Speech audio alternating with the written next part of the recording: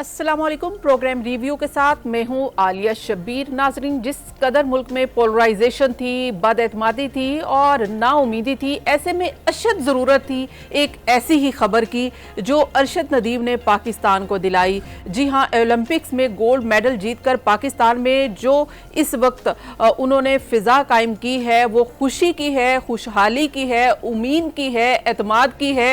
और ये अब तफरीक ख़त्म हो गई है कि कौन सियासतदान आपस में दस्तों गिरेबां हैं और इस वक्त किसकी कौन सी पार्टी से वाबस्ता है। लेकिन जो अरशद नदीम ने पाकिस्तान को खुशी दिलाई है, वो यकीनन पाकिस्तानी कौम उन पर फ़ख्र भी कर रही है और हमें अपने कौमी हीरो पर नाज भी है। लेकिन हमें बहैसियत कौम ये सोचना होगा कि ऐसी ही हर वो खबर पाकिस्तान की ज़रूरत है, ऐसा ही हर वो नाम पाकिस्तान की ज़रूरत है जो हमें इंडिविजुअली तौर पर पाकिस्तान को देना है, ना कि हमें नाउमीदी और बदएतमादी की फ़िज़ा में अपने आप को गवा देना है। तो हम उम्मीद करते हैं कि इसी तरह से बहैसियत कौम, बहैसियत पाकिस्तानी, हम अपना नाम, अपने मुल्क का नाम इसी तरह से रोशन करते रहेंगे। आगे बढ़ते हैं और आज के प्रोग्राम का डिस्कस करते हैं कि आज के प्रोग्राम के हवाले से सबसे पहले बात करेंगे, अक़लियतों का दिन मनाया गया है पाकिस्तान में और अक़लियतों के हुकूक की बात की गई है। अक़लियतों का दिन किसने रखा पाकिस्तान में और क्यों मनाया जाता है और अक़लियतों के हुकूक क्या हैं, इस पर भी बात की जाएगी। साथ साथ पाकिस्तान की सियासत में आगे क्या होने वाला है। जी हाँ, एक अहम फैसला सुप्रीम कोर्ट से आया था और उस फैसले के बाद से हुकूमत अब बहुत से इक़दामात कर रही है। क्या वो उस फैसले पर अमल दरामद कर सकेगी हुकूमत या नहीं, इसी पर बात करेंगे। हमें ज्वाइन किया है पाकिस्तान पीपल्स पार्टी के सीनियर रहनुमा कमरजमान कायरा साहब ने। अस्सलाम वालेकुम कायरा साहब, बहुत बहुत शुक्रिया कि आपने हमें ज्वाइन किया। सबसे पहले तो आज अरशद नदीम के हवाले से जो हम खुशी मना रहे हैं, मुल्क में जश्न का समा है और ऐसा नहीं हो सकता कि हम भी अपने प्रोग्राम का आगाज़ और आपसे सवाल का आगाज़ अरशद नदीम की जीत के बगैर करें। तो मैं चाहूँगी कि अरशद नदीम की जीत के हवाले से अगर कोई आप पैगाम देना चाहें और कमेंट्स करना चाहें तो प्लीज़ वो कीजिएगा, फिर प्रोग्राम आगे शुरू करते। जी बहुत शुक्रिया। बिलाशुबा आप बिल्कुल दुरुस्त फरमाया कि अरशद शरीफ ने हमारे सर फख्र से बुलंद किए। दहाइयों बाद पाकिस्तान को कोई ओलंपिक को कोई तमगा मिला और उससे सारी कौम सरशार हुई है। यकीनन जब से ये तमगा मिला है, जिस दिन वो मैच खेल रहे थे, मैं भी उनमें शामिल था जो लोग टेलीविजन स्क्रीनों पे बैठे बड़े टेंस थे। और जब उन्होंने 92.97 मीटर का थ्रो फेंका तो अंदाजा तो हो गया कि ये वर्ल्ड चैंपियन बन गए हैं। हालांकि भी बड़े तगड़े लोग थे और उनके आखिरी थ्रो तक सब मैं कर रहे थे, लेकिन मैं अपने उस भाई को, अपने बेटे को मुबारकबाद देता हूँ। उसने पाकिस्तानी कौम को सरशार किया और उसकी वालदा को और फिर हिंदुस्तान में जो नंबर 2 आए हैं उनकी वालदा को, उन दोनों भाइयों को भी सलाम करता हूँ जिन्होंने इस जीत को एक नया रंग दिया है कि हमें बॉर्डर के पार से भी मोहब्बत का पैगाम कि हमारा बेटा जीता है और अपने नौजवान पे फख्र, मुझे उस पर भी फख्र। लेकिन ये भी बड़ी आला फतह है कि अगर हम रूल से जरा हट के देखें तो नंबर 1 भी ये है अरशद, नंबर 2 पे भी अरशद ही है, इसलिए कि नंबर 2 पे जो लॉन्गेस्ट थ्रो थी वो भी इनकी थी। और ये बड़ी एजाज की बात है। बहुत ताला उनको और कामयाबियां दे। मैं उनके वालिदैन को और पूरी कौम को मुबारकबाद पेश करता हूँ। जी बिल्कुल, इसी तरह से पूरी कौम जो है इस वक्त सरशार है इस जज्बे से कि ये इसी तरह की कामयाबियां हमें और भी नसीब हों और ये पोलराइजेशन से हम निकलें।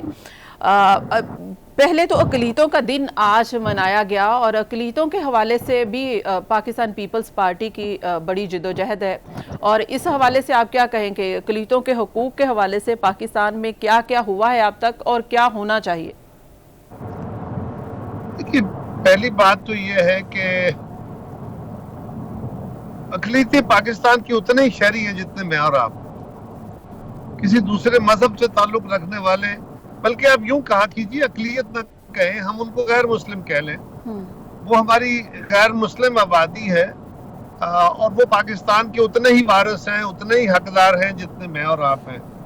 یہ بات کہنے کی حد تک تو ہم سب کہتے ہیں، لیکن عملاً ایسا ہے نہیں۔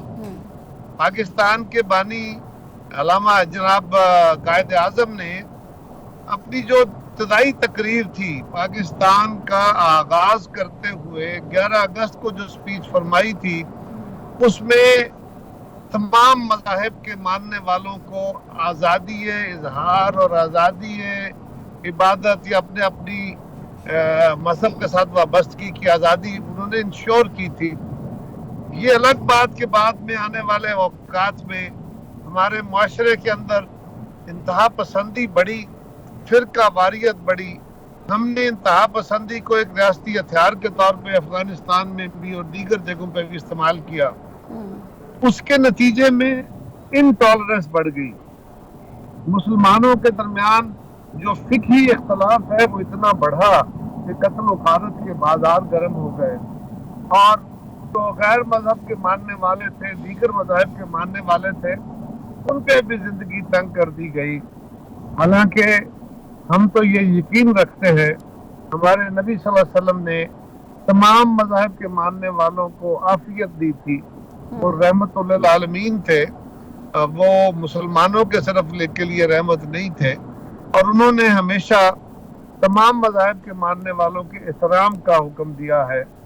ہم نے اگر تبلیغ کرنی ہے تو پرامن طریقے سے، عقل و منطق سے، اور یہاں کبھی کبھار کچھ جو ہمارے غیر مسلم بھائی ہیں، بہنیں ہیں، ان کی طرف سے بھی کوئی غیر ذمہ داری کا مظاہرہ کوئی جوان کر دیتا ہے، لیکن اگر ہم مقابلے میں دیکھیں تو مسلمانوں کی طرف سے اس طرح کی غیر ذمہ داریاں اس حد تک آگے بڑھی ہوئی ہے کہ ذرا سارا کسی کے منہ سے کوئی لفظ غلط نکلا تو اس کی جان گئی، اور سینکڑوں جانیں ہم لے چکے۔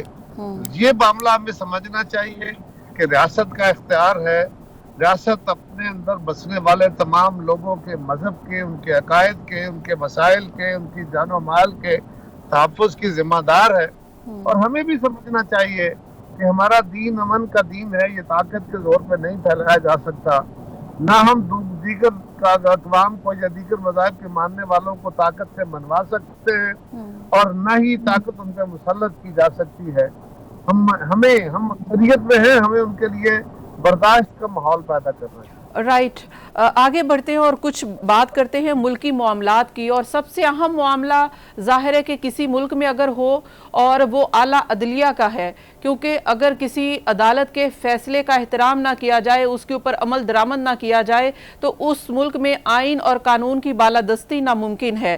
پاکستان میں ایک عدلیہ کا فیصلہ اس وقت نہیں مانا گیا جب 2 صوبوں میں الیکشن کا معاملہ تھا، اور اس وقت جو سپریم کورٹ نے فیصلہ دیا ہے مخصوص نشستوں کے حوالے سے ہے، اس پر حکومت کیا کرنے جا رہی ہے؟ کیا حکومت کوئی ایسا فیصلہ کر سکتی ہے؟ کیا سپریم کورٹ کے فیصلے پر عمل درآمد ہو سکتا ہے؟ جی بلا شبہ سپریم کورٹ کے فیصلے پہ عمل ہونا چاہیے، سپریم کورٹ کا احترام ہے، اور سپریم کورٹ سے بھی گزارش ہے کہ ان کا بھی احترام ہے، اور دیگر جو آئینی ادارے ہیں ان کو بھی دیگر اداروں کا احترام کرنا ہوگا، اور سب سے بالادست ادارہ سپریم کورٹ نہیں ہے، پارلیمان ہے، جہاں سے آئین بنتا ہے، جہاں سے قانون بنتا ہے، جہاں سے ادارے تشکیل پاتے ہیں۔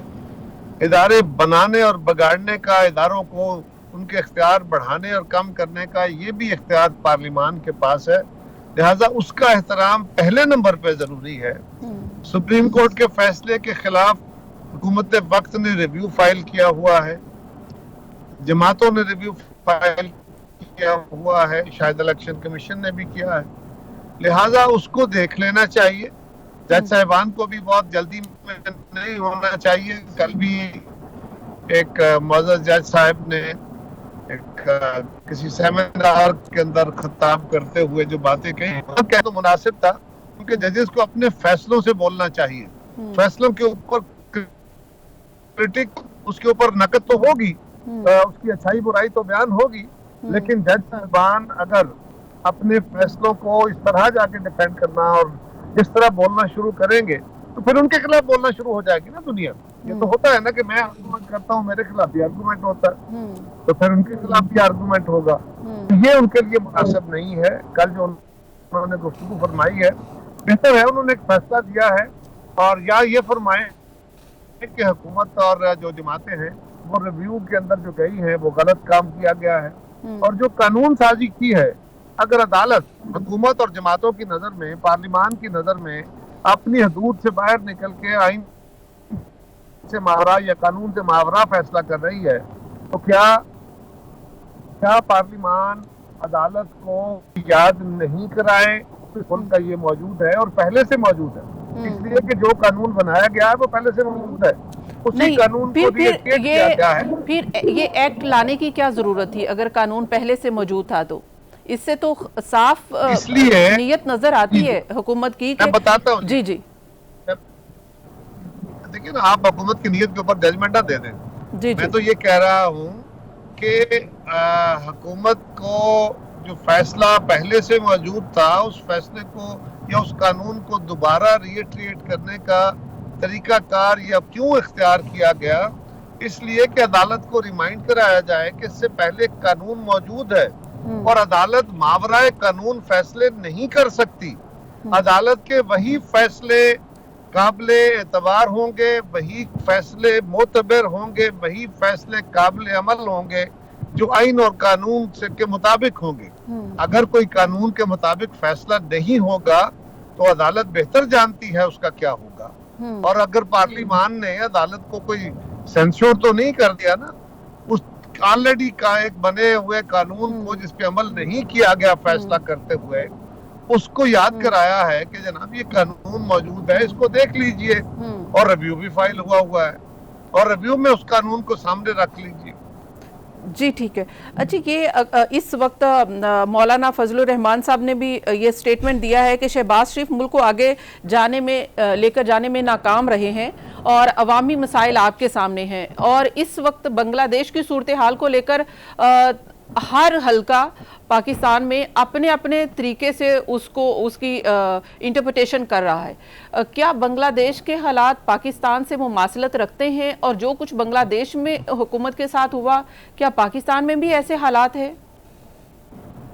دیکھیے، پہلی گزارش تو یہ ہے کہ حکومت بنے کوئی 4 مہینے ہوئے ہیں، یہ 5 ہو گئے، 5 مہینوں میں حکومت کوئی بڑا کام ڈیلیور کر دے یہ کبھی نہیں ہوا۔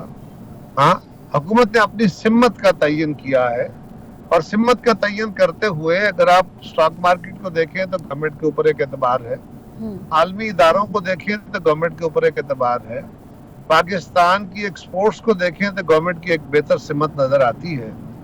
ہاں، عوام کو بہت مشکلات کا سامنا ہے، اس پہ کوئی شک نہیں ہے، بجلی مہنگی ہے، گیس مہنگی ہے، تیل مہنگا ہے، کھانے پینے کی اشیاء مہنگی ہیں، ٹیکسز بڑے لگے ہیں، لیکن کیا اس کے علاوہ کوئی چارہ ہے؟ حکومت کے اوپر تنقید تو ہم سب کرتے ہیں اور کرنی چاہیے کہ وہ عوام کو ریلیف دے، لیکن میں ان تمام تنقید کرنے والے دوستوں سے گزارش کروں گا کہ ہمیں حکومت کو تجویز بھی دینی چاہیے نا کہ آپ ٹیکس تو کم کر دیں، آپ بجلی تو سستی کر دیں، آپ تیل تو یہ سارے کام کرنے کے لیے، بجلی تیل گیس سستا کرنے کے لیے حکومت کو اپنے پاس سے پیسے ڈالنے پڑیں گے، وہ پیسے کہاں سے آئیں گے؟ دوسرا، اگر آپ نے ٹیکس کم کرنے ہیں تو آمدن کم ہوگی، پھر بھی آپ کے اخراجات اور آمدن کے درمیان فرق بڑھے گا، وہ کہاں سے برج کرنا ہے؟ اور تیسرا کہ عالمی ادارے جو پاکستان کو قرض دیتے ہیں اور پاکستان فی الحال ان سے قرض لینے پہ مجبور ہے، اگر ان اداروں سے قرض لینا ہے جو کہ مجبوری ہے تو ان کی سیٹسفیکشن بھی ضروری ہے، اور وہ صرف اپنے لیے نہیں، وہ پاکستان کی معیشت کو بہتر کرنے کے لیے ہمیں وہ مشورے دے رہے ہیں۔ ہمیں ذرا ٹھنڈے دل سے غور کرنے کی ضرورت ہے۔ آپ نے کہا کہ پاکستان کی، آپ نے بات کی کہ ایکسپورٹ کی بات کی ہے کہ پاکستان کی ایکسپورٹ بھی سیٹسفیکٹری ہے، تو سری لنکا جیسا ملک جو دیوالیہ ہو گیا ہے اس کی بھی برآمدات بڑی ہیں، ٹھیک ہے، جی ڈی پی کا 30% ان کی برآمدات ہو گئی ہیں، تو پاکستان کی کس طرح سے سیٹسفیکٹری آپ کہہ رہے ہیں کہ برآمدات سیٹسفیکٹری ہیں؟ میں سیٹسفیکٹری نہیں کہہ رہا، میں کہہ رہا ہوں کہ اس سے ایک بہتری کے آثار آنے شروع ہوئے ہیں۔ یہ نہیں ہے کہ 4 مہینے میں سارا کچھ حکومت جو ہے وہ بالکل ٹھیک کر لے گی، یہ دہائیوں کے فیصلے ہیں اور اس میں سال لگیں گے، महीने भी नहीं, साल लगेंगे। हाँ, सिमत का तयन देखना चाहिए कि दुरुस्त है कि नहीं। और रिलीफ टू पीपल के लिए जो मैंने गुजारिश की है कि हुकूमत के अखराजात में इजाफा करना है, यानी वो अपने पास से पैसे डाल के तेल, गैस और बिजली सस्ती करे, तो बिल्कुल बता दिया जाए कि कहाँ से पैसे लेने हैं। और अगर टैक्स कम करने हैं तो गवर्नमेंट की आमदन कम होगी और खर्च तो ऑलरेडी अपनी जगह मौजूद होगा, तो ये भी बता दिया जाए कि फिर वो आमदन बढ़ाने का और क्या तरीका होगा, वो डिफरेंस जो होगा वो कहाँ से आएगा और आलमी इदारों को कैसे राजी रखा जाएगा। ये सवाल तो साथ ही लेके चलने चाहिए ना। हुकूमत में बैठे लोग, कोई भी हुकूमत हो, वो अवाम के दुश्मन नहीं होते और कोई हुकूमत अवाम में अनपॉपुलर नहीं होना चाहती। जी बिल्कुल बिल्कुल, आपने सही कहा, लेकिन हुकूमत वो वाले मेयर्स ले जिससे अवाम को रिलीफ मिले। आप भी इसका इदराक करते हैं, बल्कि पूरे सबको इदराक है, लेकिन वो मेयर्स लेने में नाकाम क्यों है? जैसे टैक्सेस की आपने बात की है कि टैक्सेस, तो मैं बार बार पूछ रहा हूँ, बार बार गुजारिश कर रहा हूँ कि गवर्नमेंट ने जो स्टेप लिए हैं वो जरूरी थे, उससे लोगों की तकलीफ बढ़ गई है। लेकिन अगर वो फैसले नहीं लेते तो आमदन कम होगी, आमदन कम होगी तो क्या करेंगे? डिफॉल्ट करेंगे।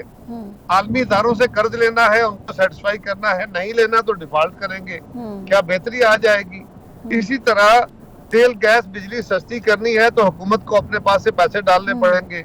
आप सब्सिडी में इजाफा करेंगे, आलमी इदारे कर्जा नहीं देंगे, आपकी आमदन कम हो जाएगी, फिर आप क्या करेंगे? तो इन सारी चीजों को एक मजबूरी के आलम में देख के फैसले करने चाहिए।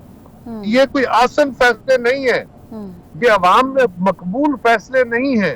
इन फैसलों के नतीजे में अवाम की जिंदगी में आसानियां नहीं आई हैं, ये बात बिल्कुल दुरुस्त है। तो लेकिन इसके फिर अवाम का जीना दोबर हो गया। कायरा साहब, अवाम का जीना दोबर हो गया है। जैसे कि बांग्लादेश की मिसाल, ये फैसले ना करें तो क्या करें? हाँ, ये जाहिर है कि किसी आम शहरी ने तो नहीं बताना, जो हुकूमत में आया है उसने ही करना है। और उसमें ये भी कहा जाता है कि अपने अखराजात कम किए जाएं, टैक्स कलेक्शन को बढ़ाया जाए, एग्रीकल्चर पर और वडेरों पर टैक्सेस लगाए जाएं, ना कि आम आदमी पर डायरेक्ट टैक्स लगा के, बिजली के बिलों में टैक्स लगा के और उनके ऊपर बोझ बढ़ाया जाए। देखिए, जो जमींदार पे टैक्स है वो शुरू हो गया है। हाँ, वो एकदम सारा टैक्स आप नहीं लगा सकते, टैक्स कल्चर डेवलप होता है। टैक्स की कलेक्शन को बेहतर बनाने के लिए यही मशीनरी जो ऑलरेडी बैठी हुई है, ये एक आइडिया बहुत अच्छा है, गुफ्तगू बहुत अच्छी है, लेकिन ये फरमाइए कि अगर ये मशीनरी कॉम्पिटेंट नहीं है या ये सही तरह काम नहीं कर रही है, इसमें करप्शन है, तो ये क्या एक स्विच है जो ऑफ करेंगे या इन सारों को निकाल के अमेरिका से, जापान से बंदे आके भर्ती कर लेंगे, वो आके कलेक्शन करेंगे? और जब इसी तरह के दीगर इश्यूज हैं, मैंने अर्ज किया कि ये ग्रेजुअल होगा। हाँ, एफबीआर की रिफॉर्म्स हो रही हैं, इसके अंदर से ह्यूमन हैंड को कम करने के लिए ऑटोमाइजेशन का काम जारी है ताकि टैक्स की कलेक्शन बेहतर हो। लेकिन इसी मशीनरी से, मशीनरी मुराद इन्हीं लोगों से काम लेना है, उनकी इस्तेदाद के बारे में भी अब जानते हैं, उनके किरदार के बारे में भी अब जानते हैं, और ये भी अब जानते हैं कि कहीं बाहर से लोग नहीं आ सकते, राइट, इसी मुल्क से लोगों ने। जी ठीक है, लेकिन आप ये कह रहे हैं कि जो रियासती मशीनरी है परफॉर्म करने की, वो इस वक्त नाकारा है, उसको कारामद बनाने के साथ ही मुल्क में बेहतरी आ सकती है। दूसरा मेरा एक सवाल था बांग्लादेश के हवाले से कि क्या पाकिस्तान में हालात बांग्लादेश जैसे हैं और यहाँ पर भी ऐसे अवामी मफादात जो हैं उनका तहफ़्फ़ुज़ नहीं है, और अगर नहीं है तो क्या पाकिस्तान में भी ऐसे हालात हो सकते हैं जैसे बांग्लादेश में? देखिए, बांग्लादेश के हालात कोई आसान नहीं है कि हम उसकी तमसील बयान करें, लेकिन ये याद रखिए, ना बांग्लादेश की तरह अपने मुखालफों को फांसियां चढ़ाया गया है, ना बांग्लादेश की तरह अपने मुल्क के अंदर अपने मुखालफीन के रास्ते बंद किए गए हैं। अगर खान साहब पे केसेस बने हैं तो खान साहब ने भी अपने मुखालफीन पे केसेस बनाए थे, आज अदालतें उन्हें रिलीफ दे रही हैं। बांग्लादेश की तरह अदालतों को मुकय्यद नहीं किया गया। और दूसरा, आज हम अपनी फौज के सामने नहीं खड़े, वहाँ दो सियासी जमातों की लड़ाई हुई, दो सियासी ग्रुपों की लड़ाई थी जिसमें फौज न्यूट्रल अंपायर बनी है। यहाँ तो एक फरीक फौज के सामने अवाम को खड़ा करना चाहता है, और ये जो सवाल आप कर रहे हैं इसके माने भी कुछ इसी तरह निकलते हैं। हमें सोचना चाहिए, ये जो बात सोशल मीडिया में आती है, देखना चाहिए اس کے معنی کیا ہے کہ پاکستان کے عوام کس کے خلاف کھڑے ہوں گے؟ کیا اس سے بہتر ثمرات آئیں گے؟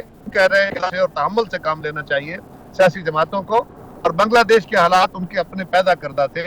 پاکستان میں اگر ایک جماعت کو الیکشن کے اندر اپنی دھاندلی نظر آتی ہے یا ان کو یہ ہے کہ ہمارا الیکشن کا جو ہماری سیٹیں چھینی گئی ہیں، تو اس کے لیے متعلقہ فورم اور قانون موجود ہے، اس کے لیے عدالتیں موجود ہیں، عدالتوں میں کیس چل رہے ہیں، اس کا صبر سے انتظار کر لیں. بہت بہت شکریہ. قمر زمان قاہرہ صاحب پیپلز پارٹی کے سینئر رہنما ہمارے ساتھ تھے اور پاکستان میں اس وقت جو دیگر ایشوز ہیں ان پر اپنے رائے دے رہے تھے. یہاں پہ شامل کریں گے ایک بریک، مزید بات کریں گے ایک بریک کے بعد. Keep watching.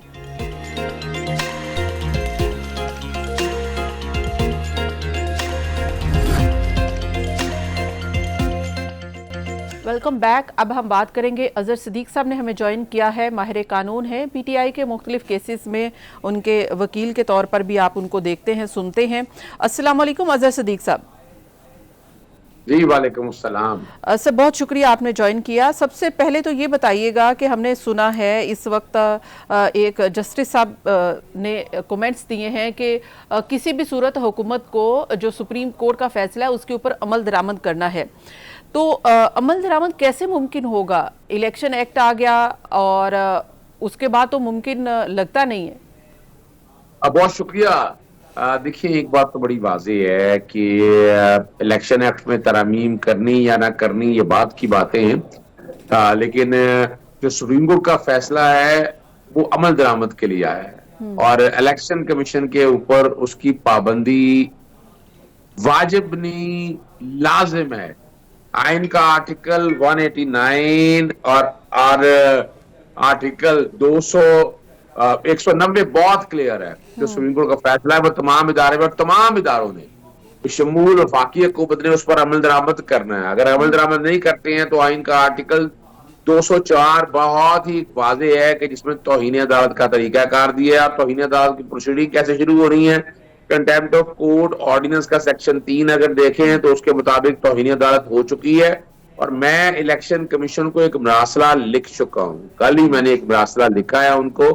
کیا 6 اگست تک وقت تھا آپ کا، آپ نے فیصلے پر عمل درآمد، آدھے فیصلے پر انہوں نے عمل درآمد کر دیا ہے، آدھے فیصلے پر انہوں نے عمل درآمد نہیں کیا. آپ نہیں کریں گے تو توہین عدالت کی کارروائی آپ کے اوپر لگ جائے گی. اچھا یہ جو آپ نے کہا ہے کہ ان کے پاس ٹائم تھا 6 اگست تک اور اس کے بعد توہین عدالت لگ سکتی ہے، لیکن جب ریویو میں چلے گئے ہیں تو اس کے بعد تو ابھی یہ فیصلے کے اوپر عمل درآمد تو رک جائے گا نا. ریویو کا فیصلہ آنے تک تو یہ عمل درآمد نہیں ہو سکتا، ایسا نہیں ہے؟ نہیں میں یعنی حتیٰ کہ اگر اپیل تو رائٹ ہوتا ہے، حق ہوتا ہے. اگر اپیل کا بھی رائٹ ہو، یا اپیل اور ریویو میں ذرا فرق ہے. اپیل میں بھی آٹومیٹک نہیں ہوتا. اگر آپ نے اپیل دائر کر دی ہے، اگر آپ کو حکم امتناعی مل گیا ہے، ججمنٹ سسپینڈ ہو گئی ہے، تو پھر عمل درآمد نہیں ہوتا، ورنہ عمل درآمد کرنا پڑتا ہے. اور ریویو جو ہے نظر ثانی جو بڑی محدود ہے، یہ ہوتا ہے کہ error apparent at the face of record, کہ اس میں ایرر کیا ہے. تو اس میں چھوٹی سی بات میں آپ کے سامنے رکھ دیتا ہوں. اگر آپ کو یاد ہو، کہا جا رہا ہے کہ یہ جناب ری رائٹنگ آف دی کانسٹیٹیوشن ہے. تو 2022 میں حمزہ شریف کو حلف نہیں دے رہے تھے، نہ گورنر دے رہا تھا نہ صدر دے رہا تھا. تو لاہور ہائی کورٹ کے جسٹس جواد حسن انہوں نے کہا کہ یہ اسپیکر حلف لے گا. اب اسپیکر تو آئین میں کہیں نہیں لکھا ہوا، اور وہ حلف اسپیکر نے لیا. یہ حقیقت ہے. لیکن میں بھی اس کو ری رائٹ، ویسے اگر کہا جائے تو ری رائٹنگ آف دی کانسٹیٹیوشن نہیں ہے، مگر میں نہیں کہتا. بجائے عدالتوں نے کام کرنا. پھر 90 دن کے اندر الیکشن ہونے تھے، آئین میں لکھا ہے 90 دن کے اندر الیکشن کرنے، ایک دن بھی آگے نہیں کر سکتے. اور وہاں 1 سال بعد ہوا، اور سپریم کورٹ نہیں. اور سپریم کورٹ نے تو فیصلہ دیا تھا 2 صوبوں میں الیکشن کروائے، تو اس وقت بھی حکومت نے عمل درآمد نہیں کیا تھا، کچھ بھی نہیں ہوا تھا، کوئی قیامت نہیں آئی تھی. اور اب بھی کچھ بھی نہیں ہو سکتا اگر فیصلے کا عمل درآمد نہیں. جی یہ یہاں ذرا تھوڑی سی مختلف صورتحال ہے اس وقت. وہ کیونکہ اس پہ وفاقی حکومت نے الیکشن ساتھ کرانے تھے اور بہانہ بنا لیا کہ پیسے نہیں ہیں ہمارے پاس. یہاں یہ الیکشن کمیشن عمل درآمد کر رہے ہیں، اس میں وفاقی حکومت کا کوئی تعلق نہیں ہے. تو یہ تو اور تیسری بات جو میں آپ کے سامنے رکھنی ہے کہ اگر آپ کو یاد ہو، میں آسان لفظوں میں سمجھانے کی کوشش کرتا ہوں کہ تحریک عدم اعتماد 28 مارچ کو پیش کی گئی، اور 3 اپریل تک 7 دنوں کے اندر آئین میں لکھا ہوا ہے 95 آرٹیکل میں اس پہ عمل ہونا تھا. آپ اور ہم نے دیکھا کہ 3 اپریل کو قاسم سوری نے وہ رد کر دی تحریک اعتماد اسمبلی تحلیل ہوگی, سپریم کورٹ چلی گئی. اب 3 اپریل گزر گئی, سپریم کورٹ نے 7 اپریل کو فیصلہ دیا اور گھڑیاں پیچھے گئی. 9 اپریل کو گھڑیاں پیچھے گئی اور ہم 3 اپریل پہ آ گئے, اور 3 اپریل کو دوبارہ ووٹنگ ہوئی. یہ ریکارڈ کی باتیں ہیں. اور عمران خان صاحب کو ریموو کر دیا گیا. تو اسی طرح سے یہ کہا جا رہا ہے 8 ممبر بینچ نے, بلکہ 11 ممبر بینچ نے تو کہا یہ پی ٹی آئی کے ہیں, اور انہوں نے کہا کہ آپ یہ 8 ممبر نے کہا ماضی میں جائے. ماضی میں کب؟ جب جنوری 2024 کے اندر پاکستان تحریک انصاف کا انتخابی نشان لے لیا گیا, کاغذات نامزدگی داخل کیے گئے, لیکن الیکشن کمیشن نے اپنے تئیں سمبل نہ دیا. اب یہ کہا کہ نہیں وہ سمبل نہیں لے سکتے تھے, ان کا سمبل تھا 39 کی حد تک ہو گیا, اور باقی جو ہے 41 کا کہہ دیا کہ 15 دن. اب یہ کہہ رہے ہیں کہ انہوں نے 3 سے 15, آئین میں آرٹیکل 254 بڑا کلیئر ہے, جس طرح 90 دن میں الیکشن کا ٹائم بڑھایا تھا اسی طرح یہاں ٹائم بڑھ گیا. اس میں ایسی کیا بات ہے, اور عدالتوں کا اختیار موجود ہے. تو یہاں تو یہ بھی ماضی میں گئے ہیں. اور میں جو جہاں تک ترامیم والا معاملہ ہے اس پہ بھی میں 2 باتیں آپ کے سامنے اس کو چیلنج کر رہا ہوں. جو میں نے پٹیشن تیار کر لی ہوئی ہے ہم نے, اس میں کیا ہے کہ یہ پروسیجرل لا ہے. پروسیجر یہ ہوتا ہے کہ ایسا کرنا ہے ایسا کرنا ہے. ان کا آرٹیکل 51 اور 106 بڑا کلیئر ہے. وہ حصہ با مطابق جسا کہتا ہے کہ آپ کو نشستیں دینی ہیں. تو پروسیجرل لا جو ہے نا اس کا اطلاق ماضی سے کبھی نہیں ہوتا. اور دوسرا, سپریم کورٹ کے فیصلے کی انٹرپریٹیشن آپ کر نہیں سکتے ہیں, آئین میں آپ نے ترمیم آپ کر نہیں سکتے, 2/3 اکثریت آپ کو چاہیے. تو یہ جو ہے نا یہ ترمیم اگر دیکھا جائے یہ ویسے ہی کوشش ہے ڈیلے کرنے کی.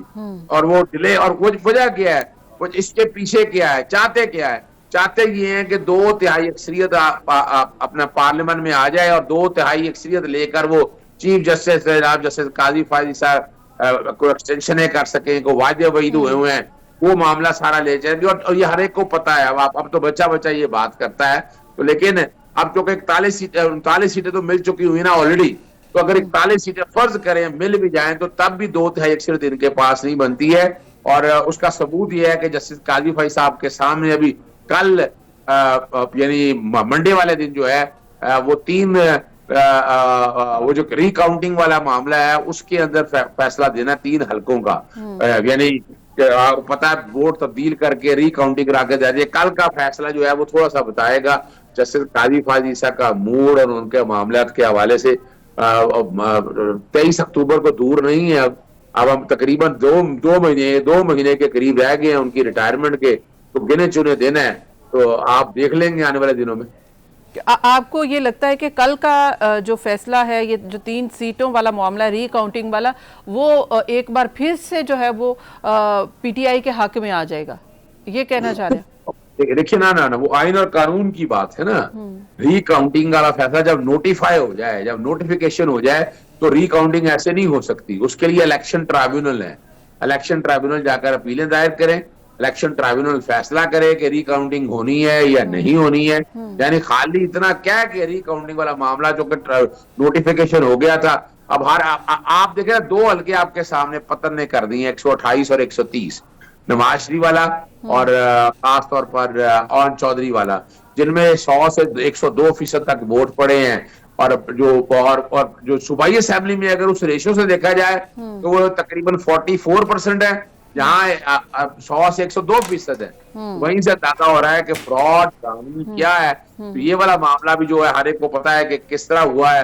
اگر وہ ری کاؤنٹنگ کی طرف اگر کر دیتے ہیں تو وہ تو سیٹیں سیدھی لے جائیں گے, اگر الیکشن ٹرائیبیونل میں جانا پڑے گا. تو اس لیے میرا جہاں تک میری ذاتی رائے یہی ہے کہ یہ معاملہ تاریخ یہی ہے, اس میں سپریم کورٹ کی ججمنٹ کو یا تو نہیں کوئی راہ نہ نکال لیں, لیکن پہلے ایسا ہی ہوتا ہے کہ یہ سارا کام اگر کسی نے دیکھنا ہوتا ہے تو الیکشن ٹرائیبیونل میں دیکھنا. اچھا رائٹ, یہ جو مخصوص نشستوں والا معاملہ ہے یہاں پہ آپ کو نہیں لگتا کہ پی ٹی آئی نے ایک میجر جو غلطی ہے وہ یہ کی ہے کہ وہ اس کیس میں فریق بھی نہیں بنے, کیونکہ یہ تو سنی اتحاد کا کیس تھا. تو گو کہ سپریم کورٹ نے یہ کہہ دیا اپنے فیصلے میں کہ یہ پی ٹی آئی کو ملے نشستیں, لیکن کیونکہ اب ریویو میں ہے, ریویو میں اگر یہ نقطہ اٹھایا ہے حکومتی بینچوں کی جانب سے یا الیکشن کمیشن میں بھی اگر ریویو میں گیا ہے تو وہ بھی یہ نقطہ اٹھائے گا کہ یہ تو فریق ہی نہیں ہے اس میں, تو ان کے یہ حق میں فیصلہ نہیں آ سکتا. یہ تو آپ کو نہیں لگتا میجر مسٹیک کی ہے پی ٹی آئی نے؟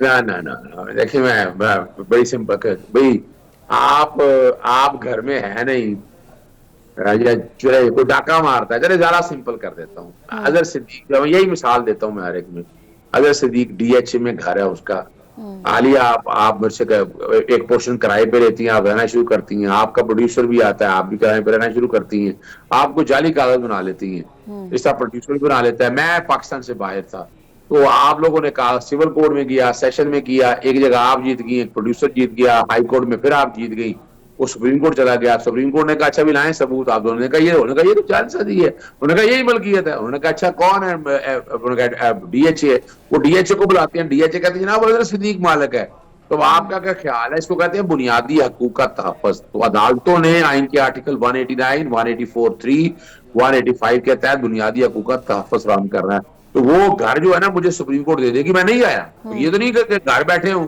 میں مالک ہوں، پی ٹی آئی ان سیٹوں کی مالک ہے، جب کہہ دیا کہ پی ٹی آئی کی سیٹیں ہیں، اور وہ کمال کی بات ہے، وہ اقلیتی فیصلے میں لکھتے ہیں کہ 80 لوگوں سے پوچھا ہے نہیں، 80 لوگوں میں سے 39 نے بیٹھ کر پی ٹی آئی کا آگے 41 نے ڈیکلریشن دے دیا، صوبائی اسمبلی کوئی ایک وہ آزاد جو جن کو آزاد کہہ رہے ہیں پی ٹی آئی کے کانٹیکس میں، کسی ایک نے اگر تو وہ ان میں سے کوئی آتا، اگر ان میں سے کوئی آتا تو بات کچھ اور تھی، ان میں سے تو کسی نے نہیں آ کر، ان کو بھی کوئی اعتراض نہیں، وجہ کہ آئین اور قانون کی منشا یہی ہے، یہ قبضہ جو بنیادی حقوق ہے نا آرٹیکل 17 وہ یہی ہے، اور یہاں پر یعنی میں نے چلے میں یوں بتا دیتا ہوں 430 صفحوں کا الیکشن کمیشن کے اگینسٹ ایک کمپلینٹ کم ریفرنس کہہ دیں جب فائل کیا، 21 کانسٹیٹیوشنل وائلیشن جو الیکشن کمیشن کرتا ہے وہ ساری کی، اور اسی میں اپنا ایک اور کانسٹیٹیوشنل وائلیشن اب آپ کے سامنے کیا ہے، یعنی کاغذات نامزدگی آپ کو پتا ہے جو حالات بنے، اٹھا لیے گئے بندے، چلے میں ان کی طرف نہیں جاتا، لیکن وہ بہت بڑا بلنڈر ہے، الیکشن دھاندلی کے وجہ سے پٹیشن پینڈنگ پڑی ہوئی ہے، فارم 33 لینے کے لیے آئے ہم لوگ ہائی کورٹ میں، ہائی کورٹ نے کہا کہ جناب لاہور ہائی کورٹ نے کہا الیکشن کمیشن دیکھے گا، فارم 33 یہ ہوتا ہے کہ اس میں بتایا جاتا ہے کہ آپ کا سیاسی جماعت سے کیا تعلق ہے، تو اس میں الیکشن کمیشن نے وہ درخواست بھی ریجیکٹ کر دی، اور اب یہ تو نظر آ گیا نا کاغذات نام الیکشن سمبل نہیں لے سکتا تھا، taking away symbol is banning a party, article 17 کی وائلیشن ہے، اس میں میں نے پچھلے آپ یوں سمجھنے میں جنوری سے یہ معاملہ سیکشن 215 میں نے چیلنج کیا ہوا ہے، لاہور ہائی کورٹ کے اندر لارجر بینچ بنا ہوا ہے، اسلام آباد ہائی کورٹ میں چیف جسٹس عامر فاروق دیکھ رہے ہیں۔ اچھا یہ لاسٹ شارٹلی سے کمنٹ کر دیجئے گا، مجھے کلوزنگ کی جانب جانا ہے کہ یہ اب اگر ریویو میں جاتا ہے تو ریویو میں وہی بینچ سنے گا یا کوئی ڈیفرنٹ بینچ بنے گا، یا جس نے فیصلہ دیا ہے وہی بینچ سنے گا اس کیس کو؟ دیکھیں اپیل میں تو اپیل جب سنی جاتی ہے تو اپیل میں وہ ججز نہیں ہوتے، ریویو کے اندر آئین آرٹیکل 188 بڑا کلیئر ہے، سپریم کورٹ رولز بڑے کلیئر ہیں، اس کے تحت وہی بینچ سنتا ہے، یعنی یہ 13 ممبر بینچ نہیں سنے گا، یہ 8 ممبر بینچ سنے گا، 8 ممبر بینچ نے اس فیصلے کو ریویو کرنا ہے، اگر وہ 8 ممبر بینچ اس فیصلے کو بدلتا ہے یعنی تو پھر تو ریویو ویسے بھی محدود ہے، ریویو میں تو مجھے نہیں گنجائش نظر آتی، مجھے کہیں بھی رتی بر بھی مجھے گنجائش کہیں نظر نہیں آتی، وہاں پر ایک کوشش ہوئی تھی، اور وہ اپنا پی ایم ایل این کے لوگ یا وزیر قانون سارا اس طرح کے لوگ انہوں نے وہ کوشش کی تھی، اور وہ کوشش یہ کی تھی کہ ایڈ ہاک ججز 4 لگانے کی کوشش تھی، کہا یہ چاہ رہا تھا کہ 10 ججز ورسز 7 ججز، اس طرح کی باتیں ہو رہی تھی، تو 7 یہ ان کی اپنے ہر کے بات کرتے ہیں، 7 اور 4 11 ہو سکتے تھے، کہ یعنی جناب بیٹھ کے بڑا بینچ بنانے کی بات کریں اور ہم یہ کوشش کر کے کسی طرح سے یہ کام کر لیں، یہ تو اب ممکن نہیں ہے۔ 2 ججز آئے ان میں ایڈ ہاک، اور چیف جسٹس منصور علی شاہ نے اپنا خطاب کرتے ہوئے سیمینار میں یہ بڑا واضح کر دیا، انہوں نے تو خود کہا کہ مجھے ایکٹنگ چیف جسٹس مت کہیں، میں سینئر جج ہوں، سینئر ترین جج ہوں میں، اور اللہ تعالیٰ بہت بہت شکریہ، بہت شکریہ۔ ہمارے ساتھ ہے اظہر صدیق صاحب، اور یہ قانونی نکات ہیں، مخصوص نشستوں کا معاملہ ہے، حکومت اس وقت ریویو میں گئی ہے، اور ریویو کے بعد اس کے اوپر کیا فیصلہ ہوتا ہے، لیکن اہم جو ریمارکس تھے جسٹس منصور علی شاہ کے کہ اس فیصلے پر ہر صورت عمل درآمد ہونا چاہیے، دیٹس آل۔ لیکن اہم خبر جو کہ ہمیں دی ہے ارشد ندیم نے، جو کہ پاکستان کے قومی ہیرو ہیں. پاکستان میں جشن کا سما ہے، 14 اگست آنے والی ہے اور 14 اگست کا مزہ دوبالا کر دیا ہے ارشد ندیم کی جیت نے، اور پورے پاکستان میں یہ جشن منایا جا رہا ہے، جیت کا بھی اور جشن آزادی کا بھی. اور قوم کو یہ جیت بھی مبارک ہو، جشن آزادی بھی مبارک ہو. اسی کے ساتھ مجھے دیجیے اجازت. اللہ حافظ.